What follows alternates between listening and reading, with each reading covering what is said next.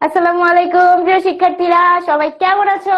সকলকে স্বাগতম জানাচ্ছি ক্লাস 7 এর গণিত ক্লাসে। তো ক্লাস শুরুর সময় প্রথমে তোমাদেরকে একটা জিনিস জিজ্ঞাসা করে নেই যে সবাই আমাকে ক্লিয়ার ভাবে দেখতে পাচ্ছ কিনা, আমার পিছনের বোর্ড দেখতে পাচ্ছ কিনা, আমরা একটু হিজিবিজি লিখি। হ্যাঁ, ঠিক আছে। এসব লিখা তোমরা একটু ক্লিয়ারলি বুঝতে পারতেছো কিনা, সব দেখতে পারতেছো কিনা, বেসিক্যালি আমার কথা ক্লিয়ারলি শুনতে পারছো কিনা, এটা আমাকে একটু এনশিওর করবা। কিভাবে? এখন একটা পোল যাবে। তো তোমাদের যদি তোমাদের এই ক্লাসে সবকিছু ঠিক থাকে, মানে আমাকে দেখতে পারা, আমার কথা শুনতে পারা, পিছনের বোর্ড সব যদি ঠিক থাকে, তাহলে পোলে ইয়েস ক্লিক করবা। যদি কোনোটাই সমস্যা থাকে, ধরো আমার কথা শুনতে পারছো না, অথবা ধরো বোর্ড ক্লিয়ারলি দেখতে পাচ্ছ না, অনেক রকম সমস্যা হতে পারে। সো যে কোনো সমস্যার জন্য কোথায় ক্লিক করব? নো তে ক্লিক করব। সো প্রবলেম না থাকলে ইয়েস, প্রবলেম থাকলে নো। একটু আমাকে পোলে আগে অ্যান্সারটা দিয়ে দাও, দেন আমরা বাকি কথা বলতেছি, ঠিক আছে? ওকে। এই তো অনেকজন মতামত দিচ্ছ তোমরা, সো বাকিরাও প্লিজ প্লিজ প্লিজ তাড়াতাড়ি একটু মতামত দাও। বললাম যেটা সবকিছু ঠিক থাকলে বলবা ইয়েস, যদি প্রবলেম থাকে ইন দ্যাট কেস দিবা হচ্ছে নো। বুঝতে পেরেছি? ওকে। আচ্ছা, আই গেস প্রায় 90-র উপরে দেখতে পাচ্ছি যে তোমাদের আসলে প্রবলেম নেই যারা মতামত দিয়েছো। সো হোপফুলি যাদের হচ্ছে একটু প্রবলেম হচ্ছে, সাপোজ তুমি হয়তো এমন হতে পারে যে তুমি একটু ঘোলা দেখতেছো, অথবা আমার কথা ক্লিয়ারলি শুনতে পারছো না, আমাকে হয়তো দেখতে পারছো না, বা বোর্ডের লেখা একটু ঝাপসা লাগতেছে, এনিথিং। সো এটার জন্য বেস্ট হইতেছে যে দেখো আমার কিন্তু যেহেতু আমি 90%-এর উপরে প্রায় দেখতেছি যে সবার সবকিছু ঠিক আছে, তার মানে হয়তো তোমার এটা ইস্যু হচ্ছে। তো তোমার যেটা ভালো হয় তুমি একটাবার ক্লাসটা কেটে দিয়ে বের হয়ে যাও, দেন তুমি আবার জয়েন করো, তাহলে দেখবা যে ওই প্রবলেমটা ফেস নাও হইতে পারে। আরেকটা হচ্ছে অনেকে আমরা কি করি, হেডফোন ইউজ করি। সো তুমি যদি হেডফোন ইউজ করো, তুমি একটু আবার কানেকশনটা চেক করো যে কানেকশন ঠিক আছে কিনা। অনেক সময় এই কানেকশনের জন্য আমরা কিন্তু ক্লিয়ারলি কথা শুনতে পাই না। সো যাদের প্রবলেম হচ্ছে, মনে হচ্ছে প্রবলেম আছে, তারা একটু একবার বের হয়ে দেন আরেকবার জয়েন করি। হ্যাঁ, তাহলে আই গেস প্রবলেম সব সলভ হয়ে যাবে। তাছাড়াও তোমরা যারা যারা অলরেডি ক্লাস 6-এ ছিলা, তারা তো আমাকে চেনোই, আমার সাথে পরিচয় আছে, বাকিদের সাথেও পরিচয় হয়ে যাবে। সো আজকে কি? আজকে হচ্ছে আমাদের সপ্তম শ্রেণী গণিতের প্রথম ক্লাস। সবাইকে স্বাগতম জানাচ্ছি ক্লাস 7 এর গণিত ক্লাসে। ঠিক আছে, তো আজকে আমরা কি পড়বো? যেহেতু আমাদের প্রথম ক্লাস, ডেফিনেটলি আমরা এসব হিজিবিজি পড়বো না, আমরা একটু ভালো কিছুই পড়বো। তো হিজিবিজি না পড়ে আজকে আমরা কি পড়বো? আজকে আমরা হচ্ছে অধ্যায় 1 পড়বো। অধ্যায় 1-এর নাম কি? মূলদ ও অমূলদ সংখ্যা। মূলদ অমূলদ সংখ্যা কি, কেন, এগুলা আসলে আমরা পরে আলোচনা করব। আজকে আমাদের এটা আলোচনার টপিক না। আজকে আমাদের টপিক হচ্ছে বর্গ ও বর্গমূল। ঠিক আছে, তো আজকের ক্লাসে আমরা বর্গ এবং বর্গমূল সম্পর্কে জানবো। সেটা হচ্ছে সপ্তম শ্রেণী গণিতের প্রথম অধ্যায়, মূলদ ও অমূলদ সংখ্যা, যেটা আমরা এখনো জানি না জিনিসটা কি। বাট আজকে টপিকটা আজকে হচ্ছে আমাদের বর্গ বর্গমূল নিয়ে পড়াশোনা, এইটা হচ্ছে আজকে আমরা পড়বো। ঠিক আছে, সো সবাইকে আবার ওয়েলকাম করছি ক্লাস 7 এর গণিত ক্লাসে। আর আমি কে? আমার সাথে অনেকের পরিচয় আছে, অনেকের হয়তো পরিচয় নাই। সো আমি হচ্ছি তোমাদের সবার ফেভারিট জারিন আপু। ঠিক আছে, আর নামটা একটু লং, জারিন তাসনিম বিনতে মোশাররফ। এত লম্বাটা আসলে মনে রাখা দরকার নেই, সবাই আমাকে জারিন নামেই চিনে। এন্ড আমার জারিনের বাংলায় লিখলে বানান কিছুটা এরকম হয়। ঠিক আছে, কিন্তু আমি দেখছি আমার প্রিভিয়াস ইয়ার্স এর এক্সপিরিয়েন্স গুলো থেকে, দেখো অ্যারাউন্ড প্রায় 5 বছর ধরে তোমাদেরকে পড়াচ্ছি, তো এক্সপিরিয়েন্স থেকে আমি যেটা দেখেছি, যেটা হয় সেটা হচ্ছে যে আমার স্টুডেন্টরা আমাকে ভালোবেসে ভুলে না বুঝে অনেক রকম নাম দিয়ে দেয়। নামগুলো কিরকম? নামগুলো কি?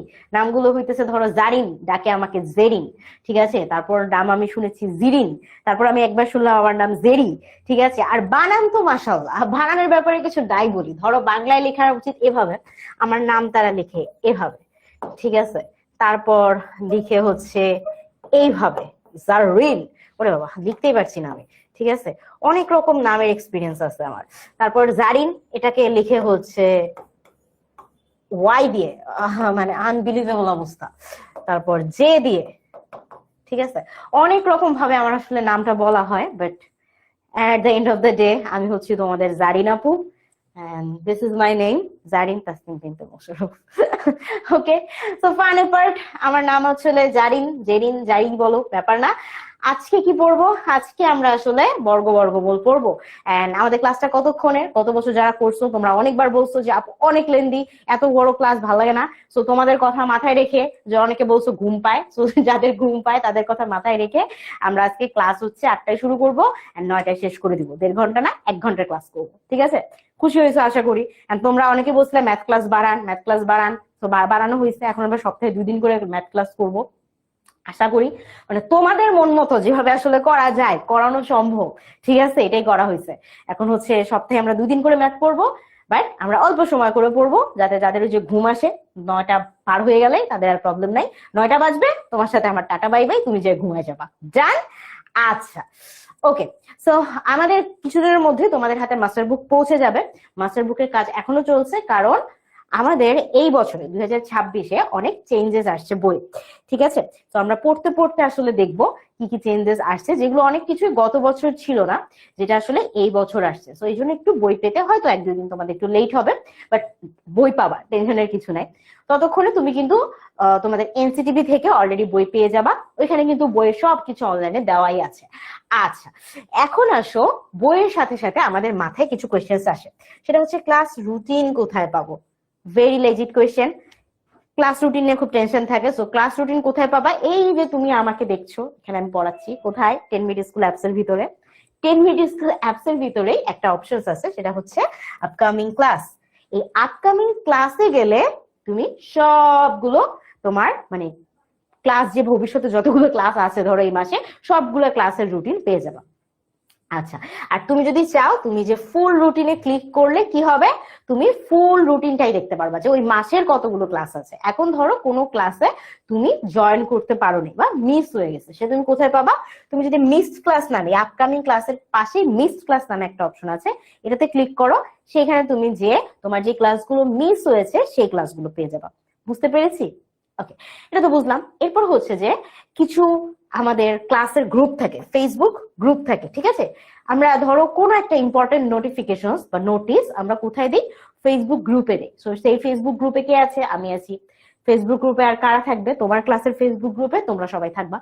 আর কারা থাকবে ওইখানে? ধরো 10 মিনিট স্কুলের আরো যারা যারা অন্যান্য টিচার্স এন্ড যারা আদার্স যারা আছে, যে সকল মানুষ আসলে তোমাকে এই পুরো 10 মিনিট স্কুলের জার্নিতে, এই কোর্সের জার্নিতে হেল্প করবে, তারা সবাই এখানে আছে। সো তারা কি করবে? তারা তোমাকে এই ফেসবুক গ্রুপের মাধ্যমে তোমার কোনো একটা প্রয়োজন হলে তুমি সেখানে যে বলতে পারবা যে আপু এটা বুঝি নাই, বা কোনোদিন তোমার হোমওয়ার্ক অ্যাপসে জমা নিবো না, আমি বলবো যে আচ্ছা তুমি ওখানে হোমওয়ার্ক দিয়ে দাও। কোন একটা কারণে ধরো আজকে বললাম যে আজকে ক্লাস নাই, ছুটি, হ্যাঁ ঠিক আছে, তাহলে এই খবরটা কোথায় দেওয়া হবে? ওই যে ফেসবুক গ্রুপে দিতে হবে। নাহলে কিন্তু কি হবে, তুমি যদি ফেসবুক গ্রুপে না আসো, তুমি কিন্তু ওই যে বোকার মতো এসে ক্লাসে বসে থাকবা, ক্লাস কখন হবে, আপু তো আসে না। তো এরকম প্রবলেম হইতে পারে। এইগুলো থেকে বাঁচার জন্য কি করতে হবে? যত দ্রুত সম্ভব ভাই ও বোনেরা চলে আসেন আমাদের ফেসবুক গ্রুপে। সো এটা কোথায় আছে? এই যে অনলাইন ব্যাচের এক্সক্লুসিভ ফিচার সমূহ অ্যাপস এর মধ্যে, এই জায়গাটার মধ্যে যে তুমি যেখানে পাবা, তার উপরেই পাবা হচ্ছে লার্নিং রিপোর্ট। এটা হচ্ছে তোমার রেজাল্ট শিট, যে তুমি ক্লাসে কতদিন উপস্থিত ছিলা, তারপরে হচ্ছে তুমি হোমওয়ার্ক কয়টা জমা দিছো, এন্ড মূল্যায়ন রিপোর্ট, মানে তোমার রেজাল্ট টেজাল্ট কিরকম হচ্ছে, সবকিছু তুমি পেয়ে যাবা লার্নিং রিপোর্টে।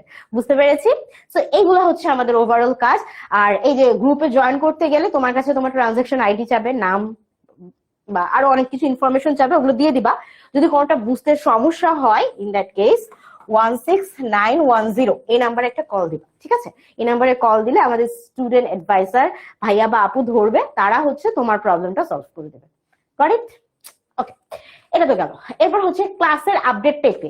সো ওইটা ছাড়াও তোমার যদি ক্লাস সম্পর্কিত যে কোনো আপডেট তোমার কিন্তু অ্যাপসেও দেখাবে, ঠিক আছে? তো ধরো আমাদের সামনে ইলেকশন আছে, ইলেকশনের কারণে 1-2 দিন হয়তো বলা হইতে পারে যে আজকে ক্লাস হচ্ছে না ইলেকশনের খাতিরে। তো তখন কি, তখন তুমি নোটিশটা কোথায় পাবা? নোটিশটা তোমার এই যে নোটিশ বোর্ডে পেয়ে যাবা, মানে অ্যাপস এর ভিতরেও পাবা। এক তুমি ফেসবুক গ্রুপে পাবা, একটা ক্যারেক্টার হচ্ছে অ্যাপস এর মধ্যেও দিয়ে দেওয়া হবে। বাট ইনস্ট্যান্ট কোনো কিছু ঠিক হয়েছে যেটা হয়তো অ্যাপসেও পারোনি, তুমি কিন্তু এটা ফেসবুক গ্রুপে অবশ্যই পাবা। বুঝতে পেরেছি? ওকে, আরেকটা হচ্ছে যে আমাদের ইনস্ট্যান্ট স্টাডি পার্টনার।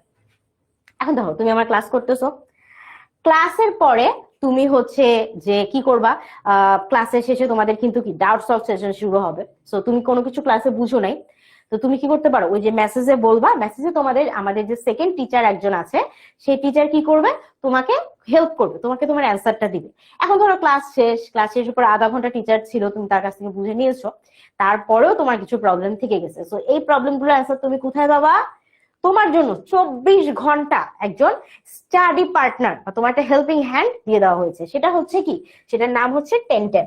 সো 1010টা কি? 1010টা হচ্ছে একটা আর্টিফিশিয়াল ইন্টেলিজেন্স। তোমরা নিশ্চয়ই অনেকগুলো আর্টিফিশিয়াল ইন্টেলিজেন্স এর নাম অলরেডি শুনেছো, তাই না? যেমন ধরো চ্যাট জিপিটি বা হচ্ছে জিমিনাই, তাই না? এরকম আরো অনেক রকম আর্টিফিশিয়াল ইন্টেলিজেন্স আছে যারা আমাদের অ্যান্সার খুঁজতে, অ্যান্সার করে দিতে হেল্প করে। সো ওইরকমই 10 মিনিট স্কুলের একটা নিজস্ব আর্টিফিশিয়াল ইন্টেলিজেন্স আছে। এই আর্টিফিশিয়াল ইন্টেলিজেন্স এর নাম হচ্ছে 1010। তোমাদেরকে বলে রাখি, যে কোনো আর্টিফিশিয়াল ইন্টেলিজেন্স বানানোর সময় ইঞ্জিনিয়াররা কি করে, সেই সকল আর্টিফিশিয়াল ইন্টেলিজেন্স কে আসলে অনেক কিছু পড়ানোর পরে তার একটা ইন্টেলিজেন্স তৈরি হয় বা তার নিজের একটা ডেটাবেস ডকুমেন্ট তৈরি হয়, সেখান থেকে আসলে সে আমাদেরকে অ্যান্সার করে। সো এই 1010 এই বাবুটাকে কি করানো হয়েছে, তোমার সকল বই পড়ানো হয়েছে, যার কারণে ওর যে আসলে ইন্টেলিজেন্ট এটা আসলে তোমার বই পড়ার কারণে হয়েছে। সো তুমি যখনই কোয়েশ্চেন করবা ও তোমার বই থেকে করে অ্যান্সার দিয়ে দিবে তোমাকে। বুঝছো? বুঝতে পেরেছি? সো 1010 কি? 1010 হচ্ছে আমাদের স্টাডি পার্টনার। এখন প্রশ্ন হচ্ছে 1010 কোথায় পাবো? 1010 ভাই তুমি অ্যাপস এর মধ্যেই পাবা। শুরুতেই মানে ঢুকতেই তুমি সুন্দর মতো পেয়ে যাবা এই যে 1010, ঠিক আছে? অ্যাপস এর মধ্যে পাবা। এখন তুমি বলবা যে আপু এখনো তো পাইলাম না, কোথায় আছে 1010? 1010টাকে রেডি করানো হচ্ছে, ওই যে বললাম বইয়ে কিছু চেঞ্জেস আসছে এবার, ঠিক আছে? সো বইয়ের মধ্যে নমুনা প্রশ্ন অ্যাড হয়েছে, আরো অনেক কিছু উল্টাপাল্টা অনেক কিছু চেঞ্জেস আসছে আসলে গত বছরের সাথে, যেটা মিল নাই। সো এখন 1010 কে তো অতটুকু পড়াইতে হবে, নাহলে তো সে তোমাকে অর্ধেক উত্তর দিবে। সো 1010 কে এগুলো পড়ানো হচ্ছে। জানুয়ারি মাসের শেষে ইনশাল্লাহ বেচারার পড়াশোনা শেষ হবে, এন্ড আমরা হোপফুলি জানুয়ারি শেষে বা ফেব্রুয়ারির শুরুতেই তোমাদেরকে তোমাদের স্টাডি পার্টনার, তোমাদের বন্ধু 1010 কে দিয়ে দিব। এন্ড সেটার ব্যাপারে অবশ্যই অ্যানাউন্সমেন্টও করে দেওয়া হবে। তোমাদের হাতে সবার কাছে 1010 পৌঁছায় যাবে। বুঝতে পেরেছি? বোঝা ডান? ওকে। সো আমাদের যদি বোঝা হয়ে যায়, এরপরে ক্লাস শেষে আমাদের কি, আমাদের একটা পরীক্ষা হবে। প্রত্যেক ক্লাসের শেষে পড়াটা তুমি ভালো করে বুঝছো কিনা, তোমাকে হোমওয়ার্ক থাকবে, হোমওয়ার্ক করবা, স্লাইড গুলো দেখবা, যে নিজে করার জন্য অনেক কিছু প্র্যাকটিস প্রবলেম থাকবে, ওগুলো নিজে নিজে সলভ করবা। করার পরে একটা ক্লাস শেষে একটা ডেইলি এক্সাম তুমি অ্যাটেন্ড করবা। ডেইলি এক্সাম মানে হচ্ছে 10টা এমসিকিউ থাকবে এখানে। হ্যাঁ, এই 10টা এমসিকিউ তে উত্তর দিতে হবে। তুমি এই এক্সামটা অ্যাটেন্ড করার সময় পাবা ক্লাস শেষের 24 ঘন্টার মধ্যে। মানে ধরো আজকে ক্লাসটা শুরু হয়েছে 8টায়, আগামীকাল রাত 8টা বাজার আগেই মানে আগ পর্যন্ত তুমি আসলে সময় পাচ্ছ এই ডেইলি এক্সামটা অ্যাটেন্ড করার। সো এর মধ্যে ইনশাল্লাহ তুমি আজকের পড়াটা শেষ করে ফেলবা। শেষ করে তুমি 10টা এমসিকিউ অ্যাটেন্ড করবা যদি ভালো করে ক্লাস বুঝে থাকো, এন্ড তার সাথে সাথে তুমি যদি নিজেও প্র্যাকটিস করে থাকো। ম্যাথস তো প্র্যাকটিস আসলে করতে হবে। তো নিজেও প্র্যাকটিস করলে তুমি দেখা যাবে 10এ 10ই পাচ্ছ। আর এটা ছাড়াও এই যে ক্লাসটা করলা, এই ক্লাসের রেকর্ডিং আর ক্লাস স্লাইড দুইটাই কি ওই 24 ঘন্টার মধ্যেই তোমাদের অ্যাপসে আপলোড হয়ে যাবে। সো কেউ যদি এমন থাকো যে একদিন ক্লাস মিস হয়ে গেছে, সেই ক্ষেত্রে সে ওই 24 ঘন্টার মধ্যেই কিন্তু ওই ক্লাসের রেকর্ডিং পেয়ে যাবা, ক্লাস স্লাইডও পেয়ে যাবা। ঠিক আছে? সো ক্লাস মিস করার আসলে কোনো ভয় নাই। বুঝছ না? ওকে। তো অনেক জোস আলাপ করলাম। এখন চলে আসি আজকের যে পড়াশোনা, সেটা হচ্ছে কি, সেটা হচ্ছে বর্গ আর বর্গমূল। দেখো আমাদের এখানে অনেক কিছু লেখা আছে, ঠিক আছে? তো এই যে অনেক কিছু লেখা আছে, এখান থেকে আমরা একটু জাস্ট পড়ে যাই। কি বলছে? কোন সংখ্যাকে সেই সংখ্যা দ্বারা গুণ করলে যে গুণফল পাওয়া যায় তা ওই সংখ্যার বর্গ, এবং ওই সংখ্যার গুণফলের মানে যে সংখ্যাটা গুণ করা হয়েছে তাকে বলা হয় ওই গুণফলের বর্গমূল। উদাহরণ হিসেবে কি দিয়েছে দেখো, 3-এর বর্গ মানে কি বলছিলাম, যে সংখ্যাটাকে ওই সংখ্যা দ্বারাই গুণ করতে হবে। তাহলে 3-এর বর্গ মানে কি, 3কে 3 দ্বারাই গুণ করতে হবে। 3কে 3 দ্বারা গুণ করলে মানে হচ্ছে 3 উপরে কি লিখবো, স্কোয়ার, মানে কি 3 দুইবার গুণ হয়েছে, ঠিক আছে? এটাকে আমরা এভাবে লিখি 3 স্কোয়ার। আচ্ছা, সো 3কে 3-এর সাথে গুণ করলে আমরা কি পাই, 3 তিরিকে 9, তাই তো? তাহলে 9 কি, 3-এর বর্গ হচ্ছে 9। বুঝলাম? তাহলে আবার কি বলছিলাম, যে যেটাকে গুণ করে করে বর্গ বানাইছে ওটাই হচ্ছে বর্গমূল। তাহলে কাকে কাকে গুণ করছিলাম, 3কে গুণ করে আমরা কি 9 পাইছিলাম। তাহলে 9-এর বর্গমূল কে হবে, বর্গমূল হচ্ছে 3। ঠিক আছে? বর্গমূল হচ্ছে 3। তুমি কি বুঝতে পেরেছো? আবার যদি সহজভাবে বলি, ধরো আমি যদি বলি যে 5 এর বর্গ, 5 এর বর্গ কি হবে? যেই সংখ্যার বর্গ করতে চাচ্ছি ওই সংখ্যাকে ওই সংখ্যা দ্বারাই গুণ করতে হবে। তাহলে 5 এর বর্গ মানে কি? 5 গুণন 5 কত হইল? কত হইল? 25, তাই তো? 25। তাহলে 25 কি? 5 এর বর্গ হচ্ছে 25। তাহলে 25 এর বর্গমূল কি হবে?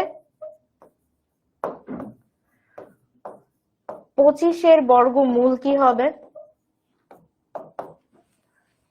যে সংখ্যা দুটা গুণ করে 25 বানানো হয়েছে, 25 এর বর্গমূল হচ্ছে ওই সংখ্যাটাই, মানে 5। তাহলে 25 এর বর্গমূল হচ্ছে 5, 5 এর বর্গ হচ্ছে 25। বুঝতে পারছি? আচ্ছা, ঠিক আছে, ওকে। তো এখন দেখো যে বর্গ একটি আয়ত যার বাহুগুলো পরস্পর সমান, মানে আমাদের হচ্ছে নর্মাল এরকম একটা বর্গর কথা বলা হচ্ছে। আমরা যদি একটা বর্গ আঁকি, এই যে একটা বর্গ, ঠিক আছে, যার বাহুগুলো সমান, মানে একটা বাহুর মাপ যদি 5 সেন্টিমিটার হয়, কথার কথা, তাহলে তার সবগুলো বাহুর মাপই কি হইতে হবে? 5 সেন্টিমিটার করেই হইতে হবে। কারণ আমরা জানি কি বর্গ বলতে বোঝায় যে এমন 4টা বাহু দ্বারা আবদ্ধ একটা জায়গা যেখানে তার 4টা বাহুর মাপ সমান হয়। সো আমরা যখন এইখানে বর্গের কথা বলবো তখন আমরা কি বুঝতেছি? আমরা যখন বর্গের ক্ষেত্রফল নির্ণয় করি, আমরা কিভাবে করি? বর্গের ক্ষেত্রফল নির্ণয় করার মানে কি? মানে হচ্ছে বর্গের বাহুগুলোর স্কোয়ার করা। বাহুগুলোর স্কোয়ার করা মানে বাহুর সাথে বাহুর গুণ দেওয়া। এই যে আমি উপরে একটা বর্গ এঁকেছি, এই বর্গটার ক্ষেত্রফল কি হবে? এই বর্গটার ক্ষেত্রফল কি হবে? এই বর্গটার ক্ষেত্রফল কি হবে? বাহুর সাথে বাহু গুণ করা, তার মানে 5 গুণন 5 সমান সমান 25 বর্গ সেন্টিমিটার, তাই তো? তো আমরা যখন বর্গের ক্ষেত্রফল নির্ণয় করতে যাই আমরা বাহুর সাথে বাহুকে গুণ করি, তাই না? আমরা কিন্তু অনেক ছোটবেলা থেকে এই ধরনের অঙ্ক করে আসছি, 6এও করেছি। এখন যখন আমরা কোনো সংখ্যার বর্গের কথা বলবো তাহলে আমাকে কি করতে হবে? কোন সংখ্যার বর্গের যদি কথা বলি তাহলে ওই সংখ্যাকেও সংখ্যার সাথে গুণ দিতে হবে, সংখ্যার সাথে গুণ দিতে হবে। যেহেতু আমি একই সংখ্যা 2 বার গুণ করছি বর্গ করার জন্য, তাহলে এটাকে আমরা কি করতে পারি? এই যে 5 গুণন 5, এটা আমরা কিভাবে লিখতে পারি? আমরা চাইলে এটাকে লিখতে পারি কি 5 স্কোয়ার। যেহেতু আমি 5কে 2 বার গুণ করলাম, হ্যাঁ, সেজন্য পাওয়ার কি দিতে হবে? 2 দিতে হবে। আমরা শিখছি না 6 এ যে কোনো কিছুকে যদি 2 বার গুণ করা হয় তাকে কি তার স্কোয়ার করতে হয়, বা তার মাথার উপরে সূচক থাকতে হবে 2। তাহলে 5 গুণন 5 সমান 5 স্কোয়ার। এটা সমান কি? এটা সমানও কি 25ই হবে, তাই না? এটা কি মনে আছে? উপরের সূচকের কথাটা ধরো কোনো একটা কিছুর উপরে, ধরো এ নামে একটা আমি হচ্ছে নিয়ে আসলাম, চলো এটার উপরে সূচক যদি আমি 4 লিখি, তার মানে কি? তার মানে এ কে আসলে 4 বার গুণ করা হয়েছে, তাই না? a টু দি পাওয়ার 4 মানে কি? একে 4 বার গুণ করা হয়েছে। এখন এইখানে ঘটনাটা কি ঘটছে? আমি 5কে 2 বার গুণ করছি, সেজন্য কি আমি 5 স্কোয়ার লিখেছি, বা 5-এর মাথার উপরে সূচকে 2 বসাইছি। যেহেতু প্রত্যেকবারই বর্গর ক্ষেত্রে আমরা কি করতেছি? বর্গর ক্ষেত্রে কি করতেছি? ওই সংখ্যাটাকে 2 বার, ওই সংখ্যাকে সংখ্যা দিয়ে গুণ করতেছি, 2 বার গুণ করতেছি। তাই আমরা বর্গের ক্ষেত্রে কি লিখি? বর্গের ক্ষেত্রে আমরা ব্যবহার করি যে যদি আমরা ক নামক কোন সংখ্যার বর্গ বের করতে চাই, অতএব ক এর বর্গ আমরা কি লিখতে পারি? ক নামে যে কোনো সংখ্যা, ক হচ্ছে যে কোনো সংখ্যা, ঠিক আছে? ক এর জায়গায় 1 2 3 4 5 6 7 8 9 যে কোনো সংখ্যা হইতে পারে। সো ক গুণন কি? ক। যেমন 5 এর বর্গ করতে মানে কি বললাম আমি? 5 গুণন 5। 3 এর বর্গ মানে কি? 3 গুণন 3। এখন আমরা যদি বলি ক নামে কোনো সংখ্যা, সেই সংখ্যার বর্গ নির্ণয় করতে চাই, তার মানে কি ক গুণন ক করতে হবে। তার মানে এটাকে আমরা কি লিখতে পারি? ক কে যেহেতু আমি 2 বার গুণ করেছি, ক এর সূচক আমি কি দিব? ক স্কোয়ার দিয়ে দিব। বুঝাতে পেরেছি? বুঝতে পেরেছি? তাহলে কোনো কিছুর বর্গ প্রকাশের সময় আমরা কি ইউজ করতে পারি? ক স্কোয়ার ইউজ করতে পারি। বুঝতে পারলাম? ওকে, এইটা যদি আমরা বুঝে থাকি তাহলে আরেকটা জিনিসও বলি, যদি এখন আমরা বর্গমূল ব্যবহার করতে চাই, তাহলে আমরা যদি বলি যে ক স্কোয়ারের বর্গমূল কি হবে, কি হবে দেখো, যখন আমরা বলছিলাম যে 25-এর বর্গমূল 5, এটাকে আমরা কি লিখতে পারতাম, 25 না, 25 না? তাহলে আমরা এই চিহ্নটা ব্যবহার করি, এই রুট ওভার, ইংরেজিতে যেটাকে বলা হয় রুট ওভার, এই রুট ওভার মানে হচ্ছে বর্গমূলের চিহ্ন। তাহলে 25-এর বর্গমূল এটাকে আমরা লিখতে পারি রুট ওভার অফ 25, ঠিক আছে? রুট ওভার চিহ্নটা দিয়ে তার নিচে 25, রুট ওভার, মনে রাখবা, রুট ওভার বর্গমূল, ঠিক আছে? সো রুট কার উপরে এই বর্গমূল চিহ্ন আছে, 25-এর উপরে, সো রুট ওভার 25, এটাকে ইংরেজিতে বলা হয় এভাবে। সো 25-এর বর্গমূল সেটাকে আমরা কি লিখতে পারি, root over 25। So root over 25 মানে কত, 25টা কত দেখে আসছে, দুইটা 5 গুণ করে আসছে, তাহলে 25-এর বর্গমূল বা রুট ওভার 25 সমান হবে 5। সেম ভাবে এখন যদি আমরা বলি ক স্কোয়ারের বর্গমূল, দেখো ক স্কোয়ারটা কোথা থেকে আসছে, ক থেকে আসছে, তাই না? তাহলে ক স্কোয়ারের বর্গমূল মানে কি, রুট ওভার অফ ক স্কোয়ার। তাহলে কি হবে দেখো, স্কোয়ার আর রুট কি হয়, কাটাকাটি হয়, এটা মনে রাখবে, এটা আমরা পরবর্তীতে অঙ্ক যখন করতে যাবো তখন আরো দেখবো। রুট আর স্কোয়ার কি কাটাকাটি হয়, বা তুমি নর্মালি এটা যদি বাদ দিয়েও দাও, তুমি দেখতে পারতেছো যে দেখো ক স্কোয়ারটা কোথা থেকে আসছিল, দুইটা ক গুণ করার ফলেই কিন্তু আমি ক স্কোয়ার পাইছিলাম, তাই না? ওই যে আগের মতো দুইটা 5 গুণ করে আমি 25 পাইছিলাম, সেম ভাবে দুইটা ক গুণ করার কারণে কি আমি ক স্কোয়ার পেয়েছিলাম। তো এখানে আমার ক স্কোয়ারের বর্গমূল কি হবে, কি হবে বলো, কোথা থেকে পেয়েছি, ক থেকে পেয়েছি, তাহলে উত্তর হবে ক। বুঝতে পারলাম? আর আরেকটা জিনিস ওই যে আমরা একটু মনে রাখবো, সেটা হচ্ছে যে বর্গ আর স্কোয়ার কাটাকাটি যায়, ঠিক আছে? বুঝতে পেরেছি। আচ্ছা আচ্ছা, কারো যদি ইন্টারনেট প্রবলেম হয় তাহলে সে একবার বের হয়ে যে দেন আবার জয়েন করো, ঠিক আছে? আর আরেকটাবার একটু পোল দিয়ে দেখি যে তোমাদের সবকিছু ঠিকঠাক আছে কিনা। তো তোমরা একটু আমাকে জানাবা পোলের মাধ্যমে যে সব ঠিক আছে কিনা, বা ইন্টারনেট ইস্যু হইলে বলবা যে নো, যদি মানে কোনো কিছু প্রবলেম থাকে সেটা বলবা নো, আর যদি সব ঠিকঠাক থাকে তাহলে বলবা ইয়েস, ঠিক আছে?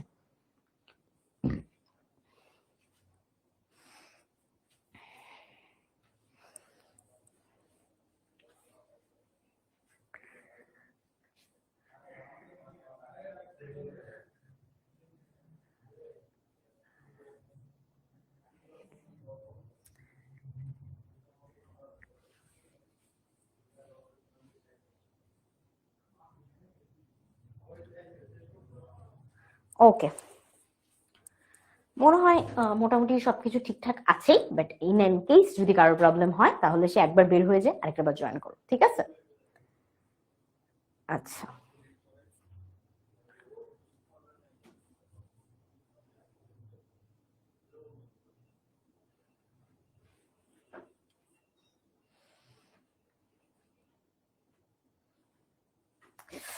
ওকে, এগুলো তো আমরা বুঝলাম। এখন আমাদের কাজ হচ্ছে যে পূর্ণবর্গ সংখ্যা কাকে বলে এটা বোঝা। পূর্ণবর্গ শব্দটা কোথা থেকে আসছে, ইংরেজিতে এটাকে বলা হয় হোল স্কোয়ার। কি বলা হয়, হোল স্কোয়ার। হোল মানে কি, হোল মানে হচ্ছে পূর্ণ, সম্পূর্ণ জিনিসটাকে বলা হয় ইংরেজিতে হোল, ঠিক আছে? সো এই যে হোল, স্কোয়ার মানে কি বর্গ, বর্গের ইংরেজি কি স্কোয়ার, ঠিক আছে? আর যখন বলি আমরা বর্গমূল, বর্গমূলের ইংলিশ কি স্কোয়ার রুট, ঠিক আছে? এবার রুট স্কোয়ার, ওকে। সো হোল মানে হচ্ছে পূর্ণ, স্কোয়ার মানে হচ্ছে বর্গ, এখান থেকে আসছে পূর্ণ বর্গ সংখ্যা। তাহলে যে সকল সংখ্যাকে অন্য কোনো পূর্ণ সংখ্যার বর্গ হিসাবে প্রকাশ করা যায় তাদেরকে পূর্ণবর্গ সংখ্যা বলে। যদি কোনো সংখ্যাকে অন্য কোনো সংখ্যার বর্গ হিসাবে প্রকাশ করা যায় তাকে বলা হয় পূর্ণবর্গ সংখ্যা। আমরা এখন একটা একটা করে এক্সাম্পল দেখি। যেমন ধরো 1-এর সাথে 1 গুণ করলে আমরা কি পাই, 1-এর সাথে 1 গুণ করলে আমরা কি পাই, 1 পাই, তাই না? 2-এর সাথে 2 গুণ করলে আমরা কি পাই, 4 পাই। 3-এর সাথে 3 গুণ করলে আমরা কি পাই, 9 পাই। 4-এর সাথে 4 গুণ করলে 16, 5 5 25, 6 6 36, 7 7 49, ঠিক আছে? সেম ভাবে 8-এর সাথে 8 গুণ করলে পাবো 64, 9 9 81, 10 10 100।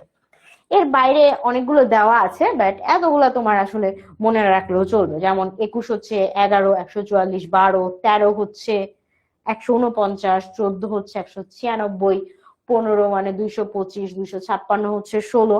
এগুলো আমরা আস্তে আস্তে শিখবো যে কিভাবে আসলে বের করতে হয়। মানে 10 পর্যন্ত মুখস্থ রাখতেই হবে, ঠিক আছে? যে 10 পর্যন্ত বর্গ সংখ্যা এবং বর্গমূল দুইটার মুখস্থ রাখতে হবে। আই গেস আমরা সবাই 10 পর্যন্ত নামটা তো পারি, তো 10 পর্যন্ত নামটা পারলে তোমার কিন্তু এইটুক পড়া মানে মনে রাখা কোনো ব্যাপার না, তুমি অলরেডি এটা পারো। এরপরে 11 থেকে যতগুলো আরো সংখ্যা থাকবে, কারণ সংখ্যা তো চলতেই আছে, তাই না? এখানে তো শেষ নাই। এখানে ধরো 21 পর্যন্ত দিছে, 21 কি শেষ? অবশ্যই না। 21-এর পরে কি আরো সংখ্যা আছে, 22, 23, 24, 25, মানে কন্টিনিউয়াসলি চলতে থাকবে। সো এতগুলো তো তোমার পক্ষে মুখস্থ করা সম্ভব না। তোমাকে যেটা করতেই হবে ম্যান্ডেটরি, সেটা হচ্ছে 10 পর্যন্ত মুখস্থ রাখা। সো 10-এর পরে বাকিগুলো আমরা কিভাবে মনে রাখবো বা কিভাবে বের করবো এটা আমরা পরে শিখবো। নর্মালি তুমি বর্গমূল তো বের করতেই পারবা। ধরো বললো যে 11-র বর্গমূল বের করো, কি করবা? 11-র সাথে 11 গুণ করে ফেলবা। সো 11-র সাথে 11 গুণ করলে কি তুমি ইজিলি 121 বের করে ফেলতে পারবা না? আমরা ডাবল সংখ্যার গুণ করতে তো পারি, তাই না? তো আমার কি আর মনে রাখার প্রয়োজন আছে? নাই। শুধুমাত্র কি, শুধুমাত্র আমরা এই যে 10 পর্যন্ত মুখস্থ রাখবো, এটা একদম লাগবে, মাস্ট। ঠিক আছে? আচ্ছা, সো এখন আমরা বলতেছি যে বর্গ সংখ্যা কাকে বলা হয়? যখন দুইটা সংখ্যাকে গুণ করে আমরা যে মানে সংখ্যাটা বা বর্গটা পাচ্ছি তাকে বলা হয় বর্গ সংখ্যা। যেমন ধরো আমরা 1 আর 1 গুণ করলে কি পাচ্ছি? 1 পাচ্ছি। তাহলে 1-এর বর্গকে 1। আচ্ছা, 2 আর 2 গুণ করলে মানে 2 এর বর্গ হিসেবে আমরা কাকে পাচ্ছি? 4 কে পাচ্ছি। 3 আর 3 গুণ করলে আমরা কি পাচ্ছি?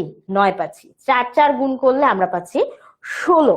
তাহলে এখানে আমি যতগুলো সংখ্যার কথা বললাম প্রত্যেকটা ক্ষেত্রেই কি দেখতেছি? প্রত্যেকটা ক্ষেত্রেই আমরা দেখতেছি যে বর্গমূল বলতে যে সংখ্যাটা বোঝানো হচ্ছে সেই সংখ্যাকে 2 বার গুণ করলে বা সেই সংখ্যার বর্গ করলেই আমরা একটা করে বর্গ সংখ্যা পাচ্ছি। এখন তুমি একটু খেয়াল করে দেখো যে 1 থেকে 10-এর মধ্যে কোন সংখ্যাগুলোকে বর্গ সংখ্যা? যেমন কি 2 এর বর্গ আসছে আমার 4, 3 এর বর্গ 9, 4 এর বর্গ 16, 5 এর বর্গ 25, 6 36, 7 49, 8 এর হচ্ছে 64, 9 এর বর্গ 81, 10 এর বর্গ 100। তাহলে 1 থেকে 10-এর মধ্যে সংখ্যাগুলোর মধ্যে আমরা কি দেখতেছি যে আমাদের এই যে বর্গ সংখ্যাগুলো আছে এদের স্থানীয় অঙ্কে কে কে আছে? স্থানীয় বলতে বোঝায় একদম ডান পাশে কে কে আছে। তো একদম ডান পাশে কি আছে দেখো, প্রথম বর্গ সংখ্যায় 1 আছে, তারপরে 4 আছে, তারপর 9 আছে, তারপর কত আছে? 16 বলবো না, শেষের সংখ্যা মানে শেষের অঙ্কটা বলবো, তার মানে হচ্ছে 6 আছে। তাহলে আমরা কি কি পাইলাম? 1 4 9 6, তারপর কি 5 আছে, তারপর কত আছে? 6 তো একবার বলেছি, 5 আছে, 9 কি 9ও বলেছি, তাই না? তারপর কত আছে? 4 1 0, আবার 1 4 9 6 5, তারপর কত হচ্ছে? 5 6 9 4 1 0। তার মানে আমরা এখান থেকে দেখতেছি যে প্রত্যেকটা বর্গ সংখ্যার একক স্থানের অঙ্ক মানে সবার ডান পাশের অঙ্কটা কি কি থাকতেছে? সবার ডান পাশের অঙ্কটা কি কি থাকতেছে? অঙ্কগুলো থাকতেছে হচ্ছে 0 1 4 5 6 9। সো কোন বর্গ সংখ্যার একদম ডান পাশে এই সংখ্যাগুলো থাকতেছে। সো বর্গ সংখ্যাটা যাই হোক না কেন তার সবসময় তার চারপাশে এই কয়টা সংখ্যা থাকবে একক স্থানে। কিন্তু কিছু সংখ্যা আছে যেমন 2 3 7 বা 8, এই অঙ্কগুলো কখনোই থাকবে না। সো আমাদেরকে যদি র্যান্ডম একটা সংখ্যা দেয়, কথার কথা র্যান্ডম একটা সংখ্যা দেয় 22, ঠিক আছে? সো র্যান্ডম একটা সংখ্যা আমাকে কি দিল? 22। তোমাকে যদি বলা হয় বলো তো 22টা কি পূর্ণবর্গ সংখ্যা? 22 কি পূর্ণবর্গ সংখ্যা? তোমার রিপ্লাই কি হবে? তোমার রিপ্লাই কি হবে? দেখো আমরা কি শিখেছিলাম যে বর্গ সংখ্যার একক স্থানে কখনোই 2 3 7 8 এগুলো থাকবে না। সো যখন হচ্ছে আমি তুমি দেখতেছো যে 22, তার মানে কি একক স্থানে আছে 2। আমরা জেনেইছিলাম যে একক স্থানে কখনো 2 থাকবে না, তাহলে এটা পূর্ণবর্গ সংখ্যা হবে না। অতএব আমার এখানে 22 যেটা আছে এটাকে কি পূর্ণবর্গ সংখ্যা বলা যাবে? আমরা শুধুমাত্র একক স্থানে কি আছে এটা দেখেই বলে দিতে পারবো যে না, এটা আসলে পূর্ণবর্গ সংখ্যা না। আবার ধরো তোমাকে আমি একটা বিশাল বড় সংখ্যা দিলাম, 4 3 2 7, ঠিক আছে? তো তুমি এই সংখ্যাটাও দেখবা, সংখ্যা দেখে আমি তোমাকে আবার কোয়েশ্চেন করলাম, বলো তো এটি পূর্ণবর্গ সংখ্যা হবে কিনা। তো তুমি কি দেখতেছো, তুমি সব বাদ দিয়ে তুমি ফার্স্টে দেখবা যে একক স্থানে কত আছে। একক স্থানে আছে 7। আচ্ছা, আমরা কি শিখেছিলাম যে একক স্থানে যদি 2 3 7 8 থাকে, তার মানে সেটা কি থাকবে না, সেটা অবশ্যই পূর্ণবর্গ সংখ্যা হবে না। যেহেতু একক স্থানে এখানে কত আছে, 7 আছে, তাহলে অবশ্যই এটা পূর্ণবর্গ সংখ্যা হতে পারবে না। এখন ধরো তোমাকে আমি একটা সংখ্যা দিলাম যে 100। এখন আমি তোমাকে প্রশ্ন করলাম যে বলো তো 100 পূর্ণবর্গ সংখ্যা কিনা, ঠিক আছে? তো তুমি আবার আগের মতো চেক করবা যে আচ্ছা শূন্য শূন্য আছে শেষে, তার মানে শূন্য শূন্য কি থাকতে পারে? হ্যাঁ, পূর্ণবর্গ স্থানীয় অঙ্কে কত থাকতে পারে? শূন্য অবশ্যই থাকতে পারে। তার মানে কি, তার মানে এটা পূর্ণবর্গ সংখ্যা হতেও পারে। আবার যেহেতু তোমার 10 পর্যন্ত মুখস্থই আছে, তো মুখস্থ থেকে তুমি বলে দিতে পারো যে আরে আমি তো জানি বাবা 10 এর সাথে 10 গুণ করলে 100 পাওয়া যায়, তার মানে কি 100 অবশ্যই একটা পূর্ণবর্গ সংখ্যা। তুমি এটা দেখি বলে দিতে পারলা।